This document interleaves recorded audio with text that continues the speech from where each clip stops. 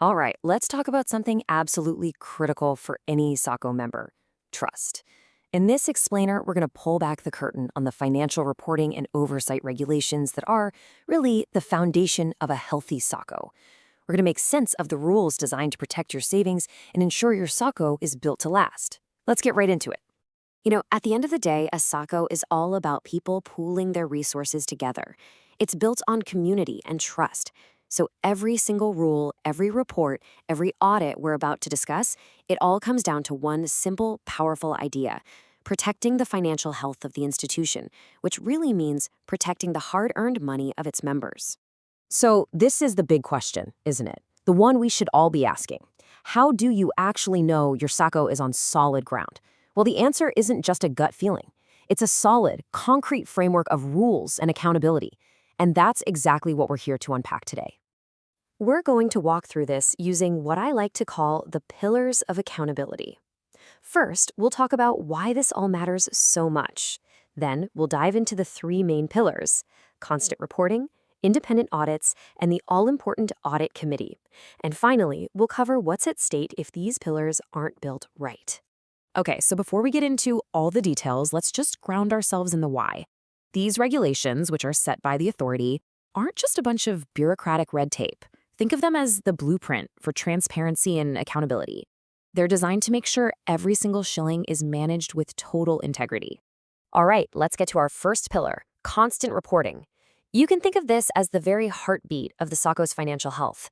This isn't just some report you file once a year. No, it's a steady, continuous rhythm of accountability that ensures someone is always watching. And just look at this timeline. It really shows you how relentless this rhythm is. By the 15th of every single month, the Sacco has to send in the numbers from the month before. And on top of that, you have full-blown financial statements due every quarter. This constant stream of data gives the authority an almost real-time picture of what's going on, which means problems can be spotted early before they become disasters. Okay, now for our second pillar: independent audits. If all that reporting is the heartbeat, then audits are like the regular, essential health checkups. The regulations create two really important lines of defense here: the internal auditor and the external auditor. Now, what's so smart about this is how different their jobs are. The internal auditor is on the inside. They're an employee, a qualified accountant whose whole job is to constantly check if the Sacco's own processes are working as they should. They report inward to the audit committee. But the external auditor, they're a total outsider, chosen by the members themselves. Their role is to provide a completely unbiased, independent opinion. And here's the kicker: if they find something seriously wrong, like a major irregularity or a risk of the Sacco going under, they report it directly to the authority. And to make sure that independence is real, the whole process is tightly controlled. The board can't just pick their buddies. They have to recommend 3 potential firms, then the members get to vote and select one at the annual general meeting. And get this, a Sacco can't just fire an auditor they don't like mid-year without getting written approval from the authority. Plus, they have to be rotated out every 3 years.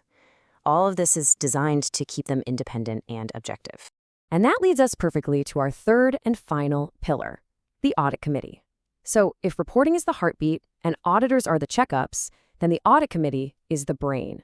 It's the internal engine that takes all that information and makes sure it's acted upon. This committee is a serious powerhouse. It's made up of board members, though very importantly, the chairperson can't be on it. And look at their responsibilities. They're reviewing internal controls every quarter, recommending the external auditors, and digging into all the audit reports. But it goes even deeper. They monitor ethics, they scrutinize deals with related parties, and they even investigate complaints from members. This committee is the board's #1 tool for making sure everything is running above board. So, we've got our 3 pillars. We have reporting, audits, and the audit committee. But what happens if those pillars are shaky? Or, even worse, not there at all? That brings us to compliance. Because knowing the rules is one thing, but actually putting them into practice effectively, well, that's the whole ballgame. And the stakes are incredibly high. Let's be very clear. For anyone who violates these rules, the penalty can be a fine of up to 100,000 shillings, a prison sentence of up to 12 months, or even both. These are not suggestions. These are legal requirements with very real teeth. And really, this is the most important point of all. Building these pillars of accountability isn't just about ticking boxes on a form. You can't just go through the motions. Setting up truly effective reporting, managing independent audits, and empowering a strong audit committee, this takes real professional expertise to make sure the whole structure is strong, compliant, and actually works to protect members. Because in the end, doing this right isn't just about avoiding fines. It is the only way to build and keep the trust of your members. Now, if you need professional guidance to make sure your Sacco is built on this kind of regulatory excellence, help is available. For specialized consulting on these matters and to see how this roadmap fits your organization, please reach out directly at 0107 719 089. Let me repeat that for you slowly. That's 0107 719 089. Thank you so much for joining me for this explainer.